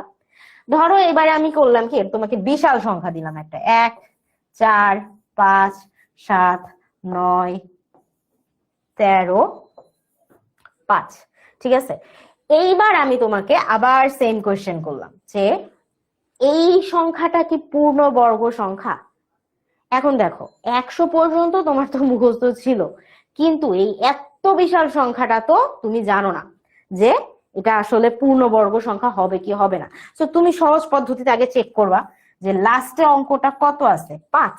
তুমি খেয়াল করবা যে আসলে কি 5 থাকলে এটা সম্ভাবনা আছে কিনা। তো তুমি দেখতেছো যে হ্যাঁ, যদি একক স্থানে 5 থাকে তাহলে এটা চান্সেস আছে যে এটা পূর্ণবর্গ সংখ্যা হইতে পারে। কিন্তু যেহেতু তোমার এই এত বিশাল সংখ্যাটা সম্পর্কে আসলে কোনো ধারণা নাই, তোমাকে কি করতে হবে, তোমাকে এটা অঙ্ক করে বের করতে হবে যে এটার কোনো বর্গমূল আছে কিনা বা এক্সাক্ট বর্গমূল পূর্ণ সংখ্যা আসে কিনা। যদি আসে, ইন দ্যাট কেস এটাকে তুমি বলতে পারবা এটা পূর্ণবর্গ সংখ্যা। না আসলে বলবা যে না, এটা পূর্ণবর্গ সংখ্যা না, যদিও একক স্থানে অঙ্ক 5 আছে, ঠিক আছে? হইতে পারতো, বাট হইতেছে না। আর যখন আমি দেখবো যে 2 3 7 8 আছে, তো এটা নিয়ে কোনো ডিসকাশনই নাই, যেহেতু এই সংখ্যাগুলো একক স্থানে আছে, অবশ্যই এটা পূর্ণবর্গ সংখ্যা হবে না। বুঝাইতে পারছি? তো এখন তোমার প্রশ্ন হইতে পারে যে আপু এই বিশাল অঙ্ক তাহলে আমি এটা কেমনে বের করবো? কেমনে বের করবো এটা আমরা আজকে আসলে একদম শিখবো না। আজকে আমরা সহজ পদ্ধতি শিখবো যে কিভাবে আসলে এগুলো বের করা যায়, বা কোন সংখ্যার বর্গমূল কিভাবে বের করা যায়, ঠিক আছে? তো এটা আমরা কিভাবে শিখতে পারি, দেখো প্রথম কাজ হচ্ছে মৌলিক গুণনীয়কের সাহায্যে যদি আমরা বর্গমূল নির্ণয় করা শিখি। আমরা এরপরে শিখবো ভাগের সাহায্যে। বড় বড় সংখ্যাগুলোকে ভাগের সাহায্যে আসলে নির্ণয় করা হয়, বাট যেগুলো ছোট সংখ্যা, যেমন ধরো এখানে একটা উদাহরণ হিসেবে 36 দিছে, এগুলো আমরা কি করতে পারি, এগুলো আমরা বর্গমূল না, মানে বর্গমূল বের করার জন্য মৌলিক গুণনীয়কের ব্যবহার করতে পারি। মৌলিক গুণনীয়ক হচ্ছে আমরা যে লসাগু করার সময় যে ভাগ প্রক্রিয়া ব্যবহার করতাম। তো 36কে তুমি কিভাবে ভাগ করতে পারো বলো?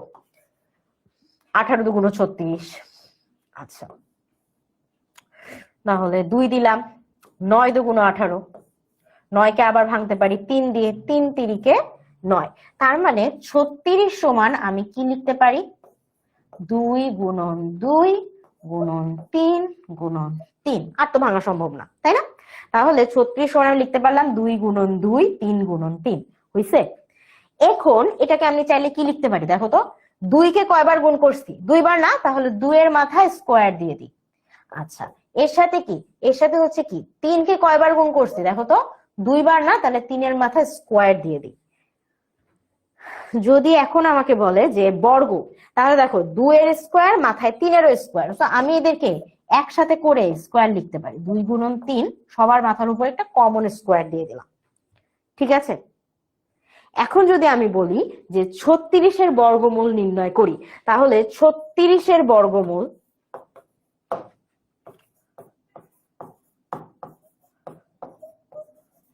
এটা সমান আমি কি লিখতে পারি, 36 সমান আমি কি লিখতে পারি, 2 × 3 হোল স্কোয়ার লিখছি, 2 গুণন 3 তার মাথায় বর্গ স্কোয়ার। তো আমি এখানে 36 জায়গায় কি লিখতে পারি, 2 গুণন 3 বর্গ স্কোয়ারের বর্গমূল নির্ণয় করি। তো বর্গমূল নির্ণয় করা মানে কি, মানে হচ্ছে উপরে কি, উপরে এরকম চিহ্ন চলে আসা। অতএব এটার উপরে যখন আমার চিহ্ন চলে আসলো, খেয়াল করো, 2 3 স্কোয়ারের উপরে যখন চিহ্ন, আমার রুট ওভার চিহ্ন চলে আসলো, আমি কি বলছিলাম, রুট ওভার আর স্কোয়ার কাটাকাটি করে, তাই না? তাহলে স্কোয়ার আর রুট ওভার কাটাকাটি করে আমার কি পড়ে থাকলো, 2 আর 3, 2 আর 3 গুণ করলে কত হয়, 6 হয়। অতএব মৌলিক গুণনীয়কের সাহায্যে আমরা 36-এর বর্গমূল নির্ণয় করলাম, যা হচ্ছে 6। তুমি অঙ্ক করে দেখো, 6 কে যদি 2 বার গুণ দাও, মানে 6 এর সাথে 6 কে গুণ করো, 6 6 36। তো এভাবে কিন্তু আমার 36-এর বর্গমূল নির্ণয় হলো। কিসের সাহায্যে, মৌলিক গুণনীয়কের সাহায্যে। এই যে প্রসেসটা এটাকেই বলা হয় মৌলিক গুণনীয়ক। তোমাদের যখন মাস্টার বুক দেওয়া হবে সেখানে দেখবে আরো গোছানো করা আছে, বা তোমাদের বইও খুব সুন্দর করে লিখে করানো হয়েছে। 36-এর মূল্য বিশ্লেষণ করে পাই, কি কি পাই, 36 সমান এটা এটা এটা এটা, এই যে পাশে এরকম করে এটা তো বের করবা, তাই না? এটা হচ্ছে সাইড দিয়ে ভাবে দেখাই দিবা, এই যে এতটুকু এই সাইডে এইভাবে দেখানো হবে, ঠিক আছে? দেখাই দিবা, দেখানোর পরে বলবো 36 সমান এটা এটা এটা। তাহলে 36-এর জায়গায় কি লিখতে পারি আমরা, 2টা 2 3টা 3। অতএব আমরা এখানে যেহেতু 2টা 2টা করে পাইছি, সো 2 এর স্কোয়ার 3 এর স্কোয়ার, তার মানে আমরা স্কোয়ার আর স্কোয়ার রুট কাটাকাটি করলে কি পাচ্ছি, 2 গুণন 3 সমান সমান হচ্ছে কত, 6। সো 36-এর বর্গমূল রুট ওভার অফ 36 সমান সমান হচ্ছে 6। বুঝতে পেরেছি না? বুঝতে পেরেছি? আচ্ছা, এটা তো একটা করলাম, এখন আর একটা করি। বলছে 159-এর মৌলিক গুণনীয়কের সাহায্যে বর্গমূল নির্ণয় করো। 159, তাহলে এই 159 বলতেছি, 169, ঠিক আছে? তো এটাকে যদি আমরা এখন বর্গমূল নির্ণয় করতে চাই, এটাকে আমি আবার ভাগ চিহ্ন দিব। এখন ব্যাপার হচ্ছে যে এই যে একটা সংখ্যা, অদ্ভুত একটা সংখ্যা, দেখো শেষে কত আছে, 9 আছে। আমরা কাকে কাকে গুণ করলে 9 পেতে পারি? যেমন ধরো 9 একে 9, 9 দিয়ে কি এটা ভাগ যাইতেছে, 16 9 170, 169-কে 9 দিয়ে কি ভাগ করা যায়? ঠিক আছে, দেখো তো ভাগ করা যায় কিনা। আমি যদি 9 দিয়ে 169-কে ভাগ করতে যাই, কি হবে, 9 2 18 হয় না, 1 নিতে হবে। তাহলে 9 একে 9, বাকি থাকবে কে, বাকি থাকবে কত বলো, 10 11 12 13 14 15 16 7 79। 9 দিয়ে কি 79 ভাগ করা যায়? যায় না, রাইট? সো আমি 9 দিয়ে এটা ভাগ করতে পারতেছি না। শেষে 9 3 দিয়ে ভাগ যায়, কি কি হয় দেখো তো, 3 দিয়ে আমরা যদি ট্রাই করি 169, এটাকে যদি আমি 3 দিয়ে ট্রাই করি, 3 4 12, তাই না?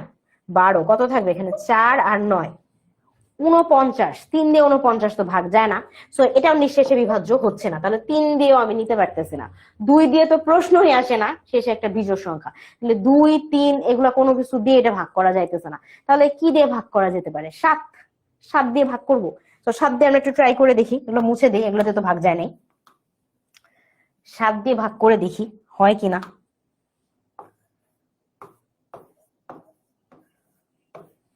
7 দিয়ে ভাগ করে দেখি, 7 দুগুণে 14, কত আসে, 29। সেই হইতেছে না, 7 দিয়েও নিঃশেষে বিভাজ্য হইলো না। আচ্ছা, 7 দিয়ে বিভাজ্য হইলো না, তাহলে এখন কি, এখন আমরা হইতেছে 6 দিয়ে কি দেখবো, 6 দিয়ে কি ভাগ যাবে মনে হচ্ছে, যাবে যাবে না, 6 দিয়েও ভাগ যাবে না। তাহলে আমরা আরেকটু বড় সংখ্যা দেখি। দেখো 9 দিয়ে দেখছি, 10 দিয়ে ভাগ যাবে না, 10-এর দিয়ে ভাগ তারাই যে যাদের শেষে কি শূন্য থাকে, এখানে কোনো শূন্যই নাই, শেষে আছে 9, তো প্রশ্নই আসতেছে না, 10 দিয়ে ভাগ যাবে না। 11 আমরা হইতে পারে 11, আমরা একটু ভাগ করে দেখি 11 দিয়ে ভাগ যায় কিনা। এই যে আমি এরকম ভাগ করে করে দেখতেছি না, তোমাদের কাছে কিন্তু ক্যালকুলেটর থাকবে না, তো তোমাদেরকে এরকম করে কিন্তু ভাগ করে দেখতে হবে যখন তোমাদেরকে এই যে মৌলিক গুণনীয়কের কথা বলবে। মনে রাখবা, নিঃশেষে বিভাজ্য যে সংখ্যা দিয়ে, সেই সংখ্যাই শুধু আমরা এখানে নিতে পারবো, ভাঙ্গা সংখ্যা কিন্তু নেওয়া যাবে না। তো আমরা এটা 11 দিয়ে ট্রাই করতেছি, 169-কে 11 দিয়ে ট্রাই করি, কত হবে, 11 একে 11, বিয়োগ করলে পাই 5, থাকলো 9, কি থাকতেছে 59, না হইলো না, ঠিক না? 55 হইলে বা 99 হইলে আসলে আমরা চান্সেস ছিল। 11 দিয়ে ভাগ যাইতেছে না, 12 দিয়ে প্রশ্নই আসে না, 12 সংখ্যাটাই একটা জোড়, 12 12 24, তারপর কত 3 12 36, সবই হচ্ছে আসলে জোড় সংখ্যা আসতেছে। তো 12 দিয়ে আমরা পাবো না, তাহলে 12 দিয়ে যদি না পাই 13 আছে একটা চান্সেস, এন্ড 13 শেষে কত দেখো 3 3 9 হয়, একটা ভালো চান্স আছে। তো আমরা এখন 13 দিয়ে ট্রাই করি ট্রাই 1 6 9। সো 13 একে 13 লিখলাম, কত আসে 3 আর 9, 13 কে যদি 3 দিয়ে গুণ দাও তাহলে পাবা তুমি 39। আল্লাহ, মিলে গেছে। সো আমরা একমাত্র সংখ্যা পাইতেছি এখানে কত 13, রাইট? তার আগে আমরা কোনো সংখ্যাই পেলাম না। সো আমরা এখানে লিখবো 13, এন্ড এখানেও পাবো কি 13, এন্ড যেহেতু 13 একটা মৌলিক সংখ্যা তার মানে 13 কে আর ভাগ করা যাইতেছে না। সো আমাকে আসলে 169 সমান কি লিখতে হচ্ছে, 169 সমান লিখতে হচ্ছে 13 গুণন 13। যেহেতু 13 দুইবার গুণ হচ্ছে, তো আমরা লিখতে পারি 13 স্কোয়ার। তাহলে 169 এটার বর্গমূল কি হবে 13 স্কোয়ার ও তার বর্গমূল। তাহলে আমরা আবার কি দেখবো, আমরা কি জানি স্কোয়ার আর রুট ওভার আবার নিজেদের মধ্যে কুটুস কুটুস করে কাটাকাটি করে ফেলে, তাই না? তো যেহেতু কাটাকাটি করে ফেললো, তো আমার এখানে অ্যান্সার কত আসতেছে 13। অতএব 159 এর বর্গমূল কত হবে, কত হবে 13। বুঝাতে পেরেছি আপনাদেরকে? এই তো। তো এইরকম হচ্ছে, এই যে দেখো 529 বের করতে বলছে, আরো অনেকগুলো আছে। ঠিক আছে, মোটামুটি আজকের ক্লাসের পড়া এটুক পর্যন্তই ছিল। আগামী ক্লাসে আমরা অন্য স্টাইলে বর্গমূল বের করা শিখবো। আজকে আমরা কি সাহায্যে শিখলাম, আমরা কিসের সাহায্যে শিখলাম, মৌলিক গুণনীয়কের সাহায্যে কিভাবে বের করে। প্রত্যেকটা ক্ষেত্রেই কি আমাদের এরকম করে কি এরকম এই যে লসাগু স্টাইলে ভাগ করে তারপর দেখাতে হবে। এখন নেক্সট ক্লাসে আমরা কি করব, নেক্সট ক্লাসে আমরা অন্যভাবে কিভাবে বর্গমূল নির্ণয় করা যায়, যে ক্ষেত্রে আসলে বেশিরভাগ যদি মনে হয় সম্ভবত আমরা ভাগের সাহায্যে দেখব। ভাগের সাহায্য হচ্ছে বড় বড় সংখ্যাগুলোকে আসলে বর্গমূল বের করা। তো এখন আমাদের ক্লাস শেষ, যেহেতু আমাদের কম পড়া ছিল আমি মাঝখানে আসলে আর পোল দেই নাই, এখন আমরা শেষে কয়েকটা পোল করব। হ্যাঁ, পোল করলে আমাদের কনসেপ্ট আরো বেশি ক্লিয়ার হবে। তো সবাই কি করবা, সবাই সঠিক উত্তরটা পোলের মধ্যে আমাকে অ্যান্সার হিসাবে দিবা, ঠিক আছে? তো আমি একটু পোলটা দিই তোমাদেরকে। প্রশ্নটা নিশ্চয়ই দেখতে পাচ্ছ সবাই বোর্ডে, √8 এর বর্গ কত প্রশ্ন করা হয়েছে, ঠিক আছে? তো দেখি কি অবস্থা হয় আমাদের উত্তরে।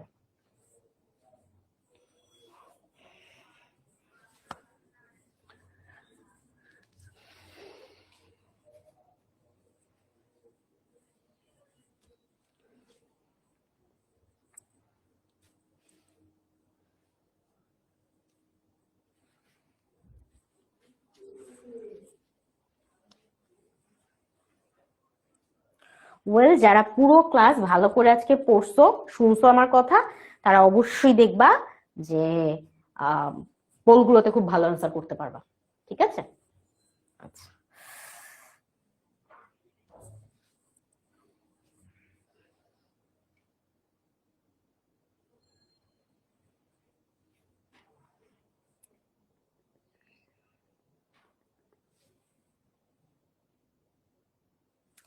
দেখো তো প্রশ্নটাতে কি বলেছিল।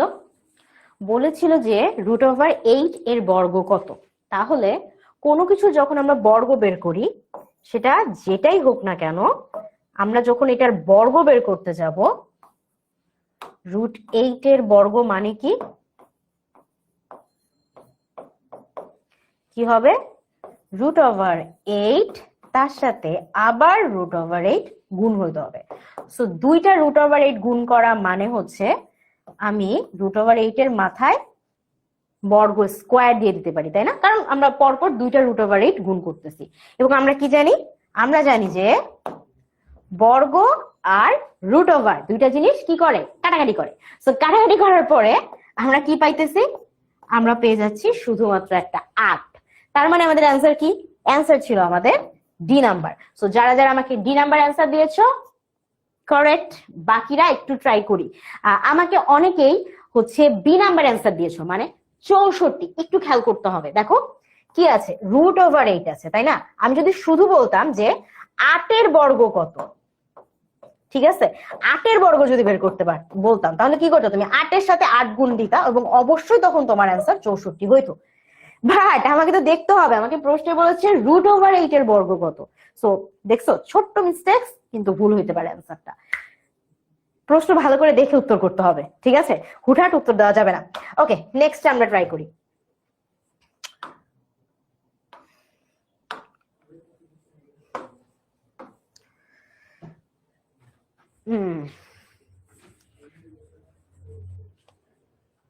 এটা মনে হয় একটু করতে সময় লাগবে। আচ্ছা ঠিক আছে, 1 মিনিট সময় দিচ্ছি, তারপরে তোমাদের কাছে পোলটা যাবে। কারণ 36-এর বর্গ বলতেছে, তো 36-কে তো বর্গ আগে করতে হবে, বর্গ বের করতে হবে 36-এর বর্গ কত, তারপরে না তুমি জানতে পারবে অ্যান্সার কি হবে।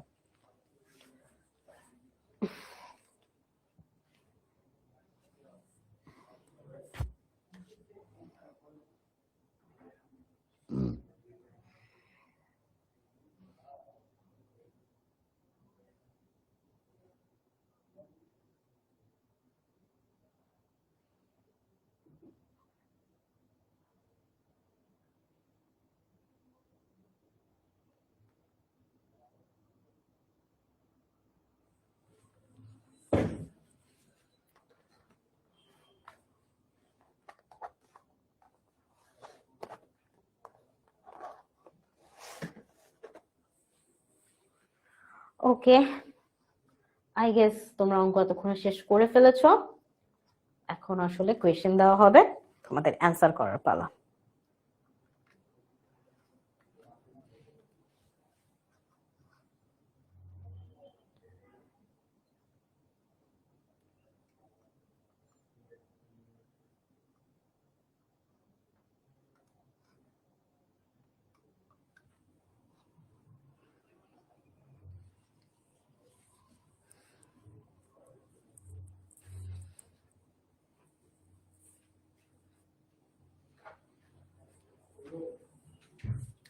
কি বলছিল?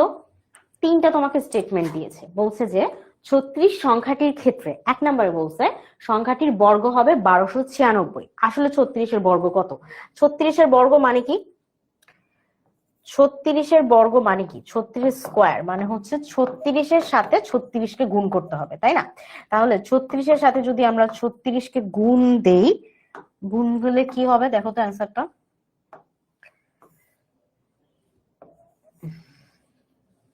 6 6 36-এর 6, হাতে থাকলো 3, 3 6 18, 19 20 21, তাহলে এখানে আসতেছে আমার 21, একটা ঘর ক্রস। 3 6 18-র 8, হাতে থাকলো 1, 3 3 9 1 10, তাহলে টোটাল আমরা পাচ্ছি 1 2 9 6। তো আমাকে প্রথমে বলছিল কি সংখ্যাটির বর্গ 1296, এবং আমিও পাইলাম সংখ্যাটি ছিল 36, 36-এর বর্গ করে পাইলাম 1296। এক, সঠিক আছে। আচ্ছা, 2 আমাকে বলছে সংখ্যাটির বর্গমূল 6। সংখ্যাটি কত? 36, 36-এর বর্গমূল 36, 36-এর বর্গমূল আমরা কি বের করেছিলাম? আমরা কিন্তু মুখস্থই জানি, তাই না? 5 5 25, 6 6 36। তাহলে 36-কে আমরা কি লিখতে পারি? 2টা 6 গুণ করলে আমরা পাই 36। অতএব যেহেতু 2টা 6 গুণ করে 36 আসছে, বা 6-এর বর্গ হচ্ছে 36, অতএব 36-এর বর্গমূল কে হবে? বর্গমূল হবে 6, কোনো সন্দেহ নাই। 3 নম্বরে আমাকে কি বলছে? সংখ্যাটির বর্গের একক স্থানীয় অঙ্ক 4। সংখ্যাটির বর্গ আমরা বের করেছি 1296, এখানে তার একক স্থান মানে সর্বডানের অঙ্ক কে আছে? 6 আছে, কিন্তু আমাকে বলতেছে বর্গের একক স্থানীয় অঙ্ক মানে ডানের অঙ্কটা হবে 4, তার মানে এই স্টেটমেন্টটা ডেফিনেটলি ভুল। অথবা আমাদের অ্যান্সার কি হবে? অ্যান্সার হবে আমাদের 1 ও 2। 1 ও 2 মানে হচ্ছে এ। এবং তোমাদেরকে অনেক কংগ্রাচুলেশনস, বিকজ তোমরা এবার সবচেয়ে বেশি সঠিক উত্তর দিয়েছো। বি, সি এবং ডি তে খুব অল্প সংখ্যক স্টুডেন্টরা অ্যান্সার দিয়েছে। আমি মনে হয় তোমাদেরকে ক্লিয়ার করে দিতে পারছি যে কেন হচ্ছে আমাদের 3 নাম্বার এই উত্তরটা হবে না। বাকিরা মানে বুঝতে তো পারছো, রাইট? সো তোমরা যারা সঠিক অ্যান্সার দিয়েছো কংগ্রাচুলেশনস, বাকিরা আরেকটু বেশি মনোযোগী হতে হবে। ওকে, আমাদের আরেকটা এমসিকিউ আমরা একটু দেখি। বলছে নিচের কোনটি দ্বারা বর্গ বোঝায়? তো আমাদের এখানে অপশন দিয়ে দেওয়া হয়েছে √ ক, ক স্কোয়ার, ক কিউব, নাকি এরকম একটা বর্গের ছবি, কোনটা দ্বারা বর্গ বোঝায়? তো আমাদেরকে একটু বের করতে হবে যে কোনটা দ্বারা বর্গ বোঝাচ্ছে, ক কে সংখ্যা ধরে আমরা বের করব। ঠিক আছে, তো দেখি আমরা এবার অ্যান্সারটা কি পারি। এটা কিন্তু খুব সহজ, আমরা এতক্ষণ ধরে এই ধরনের অঙ্ক অনেকবার করছি, সো আই গেস প্রবলেম হবে না।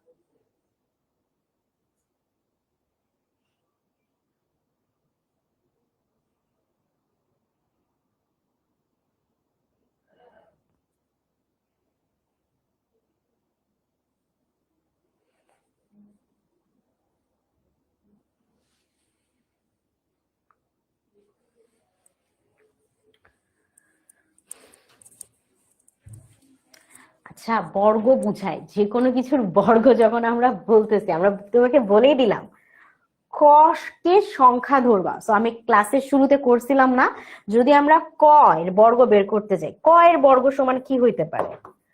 ক এর বর্গ এটা সমান কি লিখবা? ক গুণন ক। দুইটা ক গুণ করলে আমরা এটাকে আরো কিভাবে লিখতে পারি? অ্যালজেব্রার ভাষায় ক স্কোয়ার লিখতে পারি না? অতএব অবশ্যই আমাদের অ্যান্সার কি? অ্যান্সার ছিল আমাদের বি নাম্বার, যে ক কে যদি সংখ্যা ধরে নাও তাহলে কোনটা দ্বারা বর্গ বুঝতে পারবো? ক স্কোয়ার করলে বর্গ বুঝবো। বর্গ অবশ্যই এরকম একটা ছবি, ঠিক আছে, বাট এটা দিয়ে তো আমরা বর্গ বুঝতেছি না। আমরা কি যে কোনো সংখ্যা, ধরো 3-এর বর্গের ক্ষেত্রে কি লিখতেছি? 3 স্কোয়ার লিখতেছি। অবশ্যই আমরা এটাকে 3-এর এরকম বর্গের মধ্যে রাখতেছি না, বা 3-এর মাথার উপর একটা বর্গ দিয়ে দিচ্ছি না, রাইট? তো আমরা যখন বলবো যে বর্গ বুঝতেছি কোনটা দিয়ে, আমরা কিন্তু উপরে যে চিহ্নটা 2 লেখা আছে স্কোয়ার দিয়ে বর্গ চিনতেছি, এবং বর্গমূল কি দিয়ে বুঝতেছি? এই যে বর্গমূল বুঝতেছি এরকম রুট ওভার চিহ্ন দিয়ে। বুঝতে পারছি? এটা কিভাবে মিস হইলো বুঝি নাই আমি, যাই হোক। এটা আই গেস কারো ভুল হবে না। 9-এর বর্গমূল কত? এর চেয়ে সহজ কোয়েশ্চেন আসলে হতেই পারে না।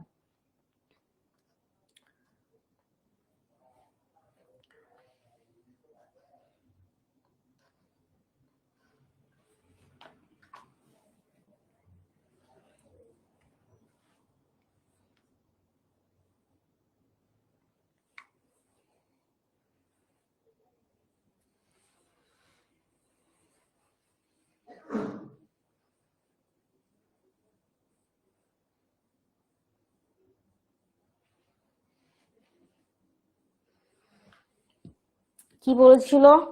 9-এর বর্গমূল কত? সো 9 কি? 9 একটা আমাদের বর্গ সংখ্যা, তাই না? তো আমরা কি জানি? আমরা জানি একের সাথে 1 গুণ করলে আমরা পাই 1, 2-এর সাথে 2 গুণ করলে আমরা পাই 2, নাকি 2 পাই নাকি 4 পাই? 4 পাই, তাই না? 3-এর সাথে 3 গুণ করলে আমরা কত পাই? 9 পাই। তার মানে 2টা 3 গুণ করার কারণে আমরা কি পেয়েছি? 9 পেয়েছি। সো 9 যদি বর্গের সংখ্যা হয়, কোথা থেকে আসছে 9? 2টা 3 গুণ করার ফলে। অতএব 9-এর বর্গমূল কে হবে? কাদেরকে গুণ করে আমি 9 পেয়েছি? 2টা 3 গুণ করে আমরা 9 পেয়েছি। অতএব 9-এর বর্গমূল কত হবে? ডেফিনেটলি এ 3 হবে, তাই না? এটাতেও তোমরা অনেক বেশি সঠিক উত্তর দিয়েছো, বাট কয়েকজন 7, 5, 12, 8, 20 জনের মতো আমরা একটু ভুল উত্তর দিয়ে ফেলছি। কিভাবে ভুল উত্তর দিলাম আমি জানি না, বাট চেষ্টা করো আরেকটু মনোযোগী হইতে। মনে হয় বুঝতেছি না, প্রবলেম হচ্ছে, অথবা মিসক্লিক করে ফেলছি, তাই না? তাড়াহুড়ায় ভুলভাল অ্যান্সার দিও না। লাস্ট এমসিকিউ, আই গেস এটা সবাই ভালো করবা, সবাই সুন্দর করে বলবা। কোন সংখ্যার একক স্থানীয় অঙ্ক কত হলে ওই সংখ্যার বর্গ সংখ্যার একক স্থানে 9 হবে? একক স্থানে কত হলে ওই সংখ্যার বর্গ সংখ্যার একক স্থানেও 9 হবে?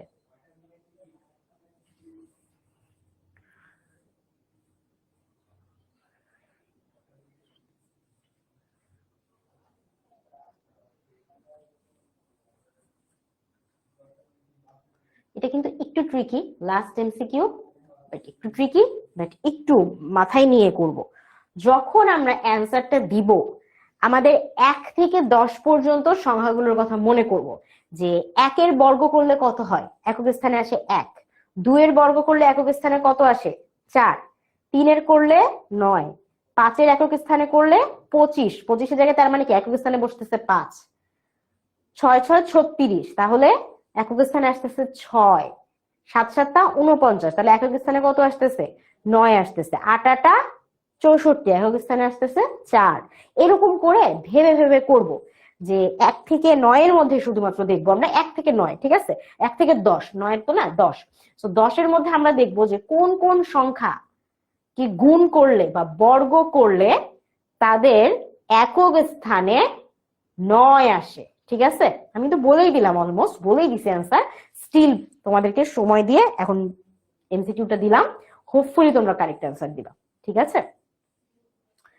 বর্গ করে আগে মনে রাখতে হবে যে প্রত্যেকটা বর্গ থেকে আমরা একক স্থানে কত পাচ্ছি, কার বর্গ থেকে একক স্থানে কত পাচ্ছি। যেমন কি বললাম, 8 8 গুণ করলে কত হয়, 64, ঠিক না। 8 আর 8 যদি আমি গুণ করি, ধরো 8, 8-এর বর্গ করতেছি, তাহলে 8 গুণন 8 কত পাচ্ছি আমরা, 64 পাচ্ছি। তাহলে একক স্থানে কত পাচ্ছি, 4 পাচ্ছি। কিন্তু আমাকে প্রশ্নে কি বলছে, বলছে যে কোন সংখ্যার, সেই সংখ্যাটা যেটাই হোক না কেন, স্থানীয় অঙ্কে, একক স্থানীয় অঙ্কে আসলে কত হইলে ওই সংখ্যার বর্গ সংখ্যা একক স্থানেও 9 হবে। সো যে সংখ্যাটা আমরা নিব ওই সংখ্যাকে বর্গ করতে হবে, বর্গ করলে যে বর্গর যে আমরা পাইতেছি বর্গ সংখ্যা, সেটার একক স্থানে কত আসবে, 9 আসবে। যেমন 8-কে আমরা নিছি, 8-এর বর্গ করে তার বর্গ সংখ্যার একক স্থানে আমরা পেয়েছি 4। এরকম করে কোন কোন সংখ্যাকে বর্গ করলে সেই সংখ্যার একক স্থানে, মানে ওই বর্গ ফলের যে বর্গটা পাচ্ছি বর্গের একক স্থানে কত আসবে, 9 আসবে। যেমন 8 8 করে আমরা 64 থেকে আমরা কি পাইছি, একক স্থানে 4 পাইছি, এরকম পাইতে হবে 9। তো কোন কোন সংখ্যায়। আচ্ছা, এখন আমরা একটু দেখি। বেশিরভাগ তোমরা আসলে প্রায় 50-50 হয়ে গেছে। অনেকজন উত্তর দিয়েছো এ নাম্বার এবং অনেকজন উত্তর দিয়েছো সি নাম্বার। বি আর ডি খুব কম সংখ্যক দিছো। আমি প্রথমে বলে দিই, বি যেটা আছে এবং ডি যেটা আছে এই দুটো সঠিক উত্তর নয়, ঠিক আছে। সো এ আর সি যেহেতু অনেক বেশি উত্তর দিয়েছো, আমি একটা একটা করে ভেঙে দেখাই। এ নাম্বারে কি বলেছিল, এ নাম্বারে বলেছিল 1 অথবা 3। সো আমরা যদি কোন একটা সংখ্যা নেই, কথার কথা নিলাম হচ্ছে 21, 21-এর বর্গ যদি আমি করতে চাই, যেটার একক স্থানে কি আছে, 1 আছে। আমাকে বলছিল কোন সংখ্যার একক স্থানে কত অঙ্ক হলে, মানে ওইটাই কিন্তু উত্তর, তাই না। সো আমাকে বলছিল 1 আছে, 1 বা 3। সো আমার এটার একক স্থানে আমি কত বসাইছি, 1। 21-এর একক স্থানে 1 আছে। আচ্ছা, এখন 21-এর যদি আমি বর্গ করি, 21-এর সাথে 21 গুণ করলে কত পাই আমরা, 21-এর সাথে যদি আমরা 21 গুণ করি তাহলে সংখ্যাটা কত আসে, 21-এর সাথে 21 গুণ করলে সংখ্যা কত আসে, দেখো 441, তাই না। 441 আসবে।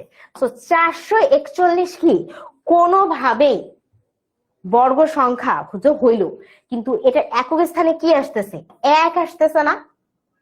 তার মানে আমরা কি দেখতেছি, যে আমাদের একক স্থানে পাওয়ার কথা ছিল 9, কিন্তু যে কোনো সংখ্যার শেষে ছিল 11, মানে 1 ছিল, এবং এটাকে আমি গুণ করলাম, গুণ করে আমি শেষে কি পাইতেছি, যে বর্গ সংখ্যাটা পাচ্ছি সেটা আসলে কি, সেটা আসলে 9 হইতেছে না। আমি যদি অন্য একটা এক্সাম্পল দিয়ে করি, কথার কথা আমি হচ্ছে 101, 101-এর বর্গ বের করবো। 101-কে যদি 101 দিয়ে গুণ দিই কত হবে, আমি একটু ক্যালকুলেটরে করে নিচ্ছি তাড়াতাড়ি করার জন্য।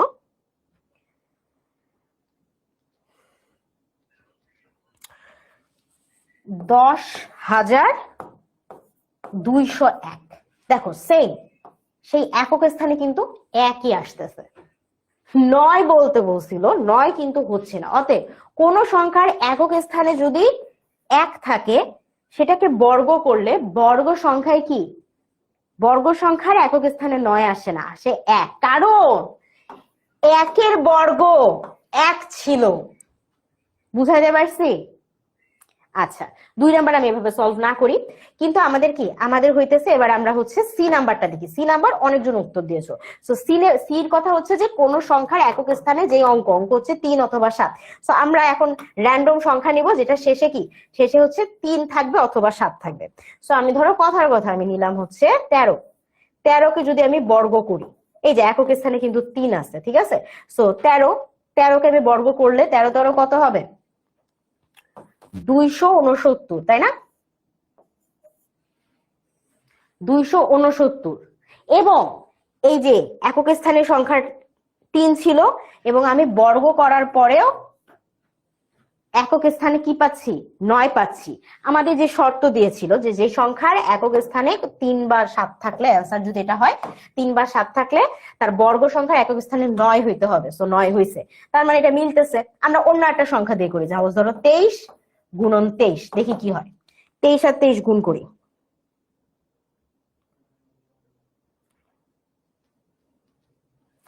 কত পাচ্ছি আমরা, 529। সেম আমি একক স্থানে আবার 9 পাইছি, বুঝতেছো? একক স্থানে কি আমি আবার 9 পাইছি। তার মানে আমি এখান থেকে কি বুঝলাম, যে হ্যাঁ, প্রত্যেকবারই যদি কোনো সংখ্যার একক স্থানে 3 থাকে তাহলে সেটার বর্গ সংখ্যাতেও আমি একক স্থানে 9 পাবো। কেন? কারণ 3 এর বর্গ হচ্ছে 9। তাই যেই সংখ্যার একক স্থানে 3 থাকবে সেই সংখ্যার বর্গ সংখ্যাতেও একক স্থানে আমি 3 3কে এখানে যেহেতু 9 পাইছি, বর্গ সংখ্যাতেও 9 মিলবে আমার। বুঝাতে পারছি? তাহলে এই সূত্রটা ফলো করে এখন যদি আমরা 7 এর জন্য করি, 17 গুণন 17, ঠিক আছে, এটা একক স্থানে কত আছে, 7। তাহলে 17 আর 17 যদি গুণ দেই, 17 যদি গুণ দেই কত হবে, 289। এই যে আমি একক স্থানে 9 পেলাম। অন্য সংখ্যা নাও, ধরো 47, এই যে একক স্থানে 7ই থাকলো, 47। 47 গুণ করলে কত হবে, 2209। এই যে আবার একক স্থানে আমি কি 9ই পাইলাম। কেন? কারণ 7 এর বর্গ করলে আসে 49 এবং 49-এর একক স্থানে আসলে 9 আছে।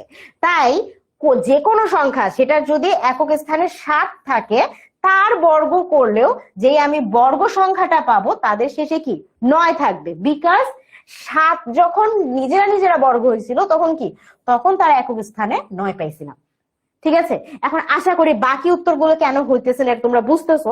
কারণ যারা বি বলছো 3 নাম্বারটা ঠিক আছে, যে হ্যাঁ 3 এর বর্গ করলে আমি 9 পাবো, ঠিক আছে, কিন্তু যেহেতু 5 আছে, 5 এর বর্গ করলে কি হয় বলতো, 5 এর বর্গ করলে হয় 25। তার মানে তার একক স্থানে আসতেছে 5, আমার একটু লাগতো হচ্ছে 9, তো হইলো না। আচ্ছা, তার মানে আবার ধরো যারা হইতেছে 1 বলছিলা, একটা কেন হচ্ছে না, 1 না হওয়ার রিজন হচ্ছে 1 এর বর্গ করলে কত আসে, 1 আসে, নিজে ফেরত আসে, 1 একে 1।